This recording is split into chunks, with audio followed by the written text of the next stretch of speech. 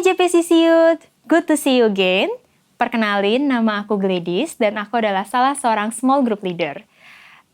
By the way, kalian gimana kabarnya? I heard this week, kayaknya hampir semua sekolah sudah melakukan online learning ya. Aduh, kapan lagi guys bisa sekolah pakai piyama? But anyways, ini adalah salah satu cara untuk kita saling menjaga satu sama lain dengan melakukan online distancing. So, kudos untuk kalian yang udah mendekam di rumah selama seminggu ini. Aku harap kalian semua sehat, nggak terlalu bosen, dan masih punya cadangan film series untuk ditonton ya.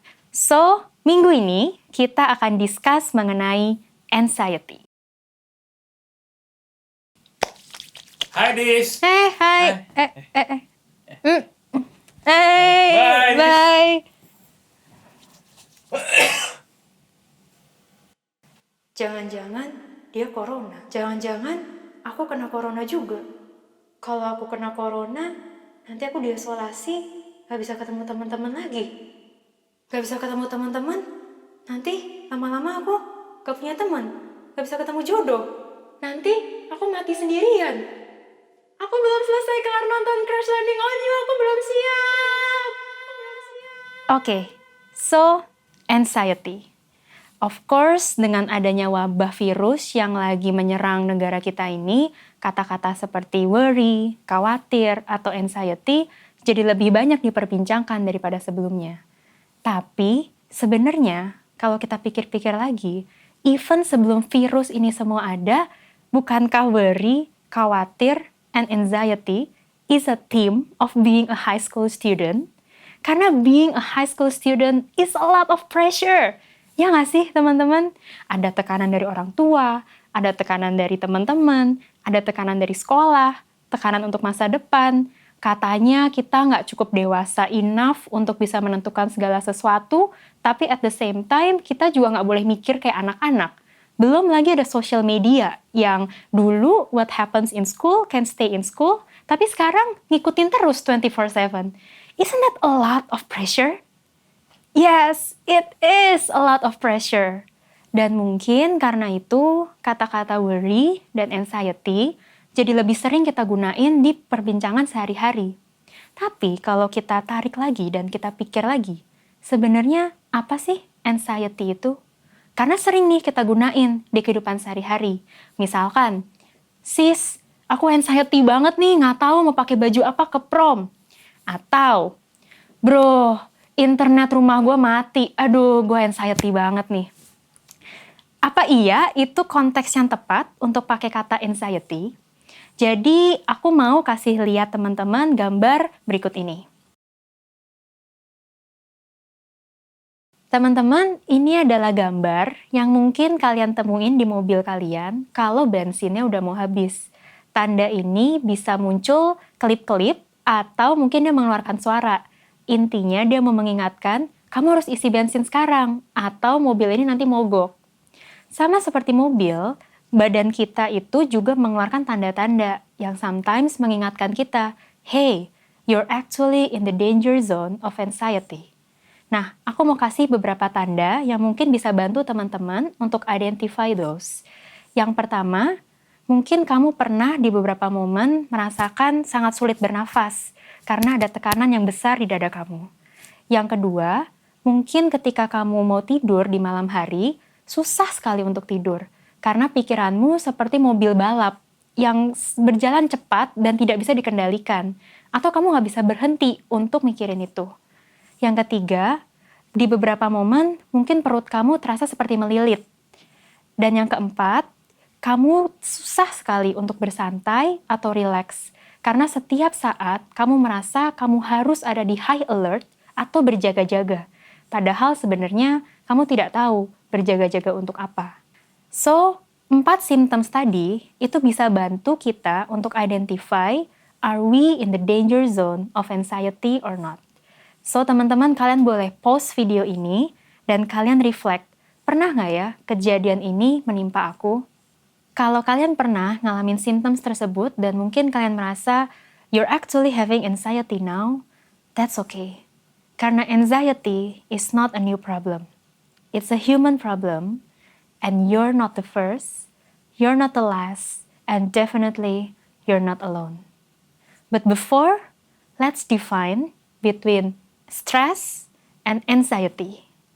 Stress itu spesifik. Stres itu kita tahu persis kenapa kita stres. Contohnya, besok akan ada ujian besar atau besok mau ada pertandingan bola besar. Kita jadi stres mikirin itu. Tapi ketika momen itu berlalu atau event itu sudah selesai, stres itu juga akan hilang. Tapi anxiety, most of the time, it's not specific. Nggak tahu kenapa kita cemas atau bahkan nggak tahu apa yang kita cemaskan. And oftenly, it doesn't go away setelah event yang kita pikir kita cemaskan selesai. Anxiety sepertinya terus ada di sana dan tidak pergi-pergi. So that's the difference between stress and anxiety. Stress, sometimes it's good, karena itu mengingatkan kita untuk bisa mengeluarkan 100% energi kita. Kalau misalkan kita stres untuk ulangan besok, pasti hari ini kita akan mengeluarkan 100% energi kita untuk belajar.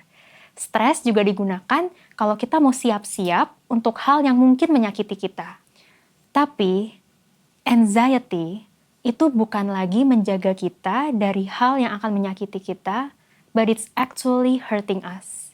Karena bayangkan setiap hari, setiap saat, kita jaga-jaga, kita mengeluarkan energi kita 100% atau 110% untuk hal yang sebenarnya belum tentu kejadian atau bahkan tidak kejadian. And of course, dampaknya ke badan kita semakin tidak sehat, it will wear us out, it will eating us up. If I'm actually having this anxiety, so what should I do? Teman-teman, di Alkitab ada satu kitab yang namanya Mazmur, dan isinya sebenarnya mirip seperti puisi atau lirik lagu. Nah, Mazmur 56 itu ditulis sama Raja Daud ketika dia ditangkap sama bangsa Filistin di Gat. Waktu itu mungkin Raja Daud benar-benar merasa khawatir dan merasa cemas ya, karena nggak seperti kita yang tahu endingnya kalau Raja Daud bakal selamat. Mungkin ketika itu Raja Daud nggak tahu hari besok kayak gimana, dia akan meninggal hari ini atau dia akan selamat. Dan Raja Daud di tengah-tengah kekhawatirannya, dia menulis ini. Mazmur 56 ayat 1-2. Dia berkata, "Kasihinilah aku ya Allah, sebab aku diserang. Terus-menerus aku ditindas musuh-musuhku. Sepanjang hari aku diinjak-injak lawanku." Teman-teman, ini curahan hati dari Raja Daud yang saat itu khawatir banget.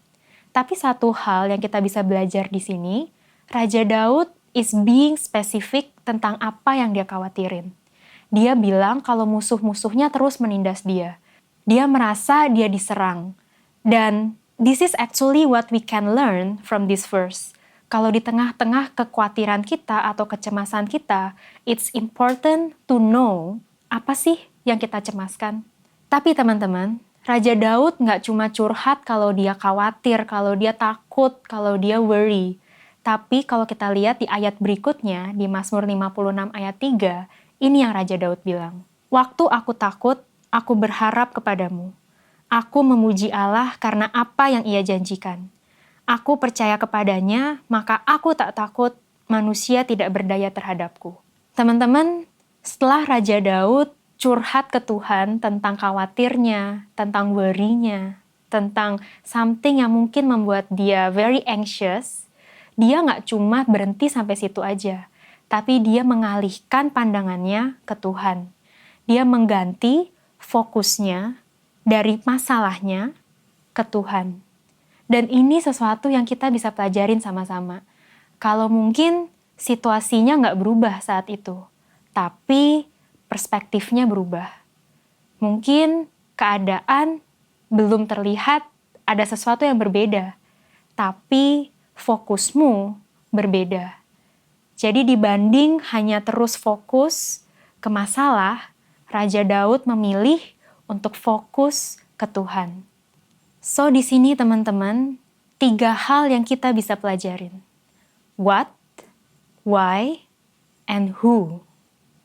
Jadi what itu adalah apa sih yang kita cemaskan? Why, kenapa sih kita mencemaskan itu? And who, siapa yang sebenarnya kita bisa alihkan pandangan kita, which is our God. So teman-teman, misalkan I don't know who I'm talking to, tapi mungkin ada beberapa dari yang menonton ini yang sedang khawatir karena masalah di rumah. Mungkin kalian very anxious, very worry tentang keadaan di mana mama papa kalian berantem terus. And this is what you can actually do.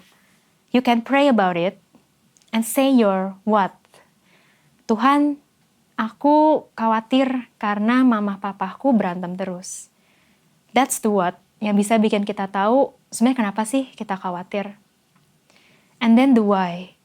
Tuhan, aku khawatir karena kalau nanti mama papaku cerai, aku nggak bisa ketemu lagi sama adikku atau sama kakakku.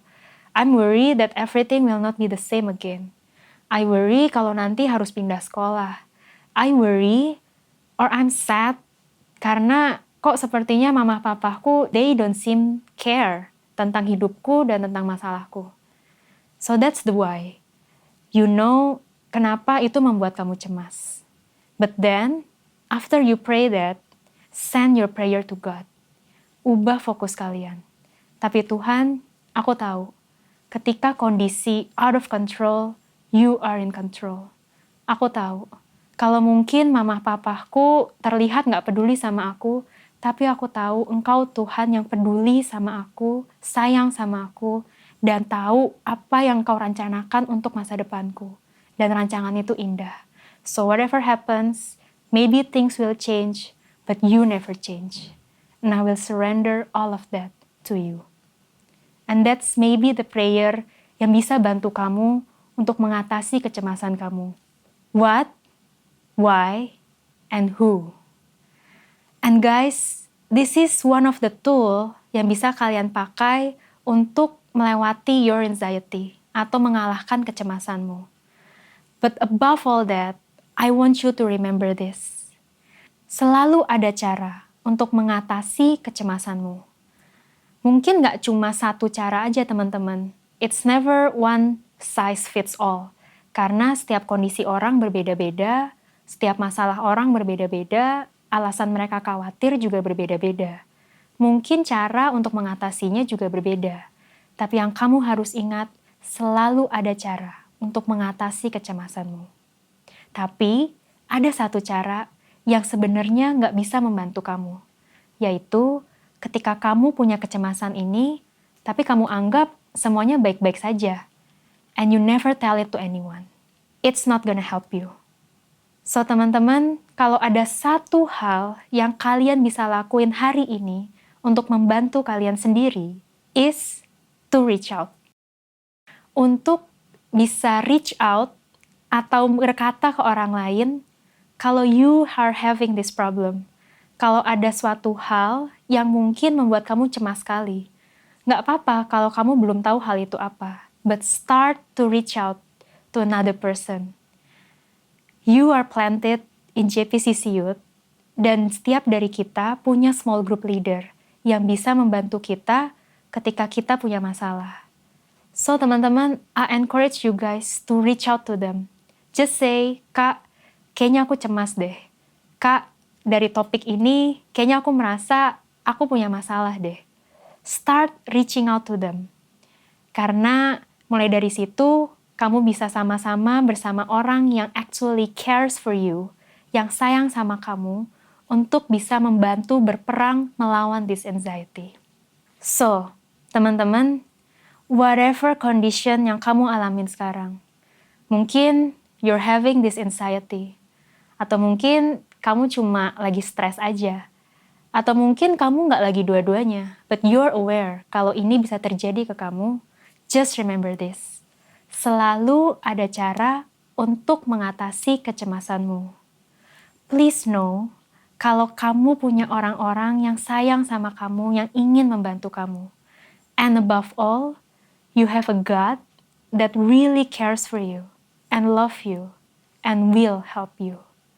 So, let's fight and win this anxiety, because we have God that is almighty. So, teman-teman, aku harap message ini bisa menjadi blessing for you, dan kalian bisa diskusikan bareng dengan small group kalian. And we will see you again next week dengan topik Easter, karena Good Friday and Easter is coming. So stay tuned and I'll see you next week. Happy Sunday!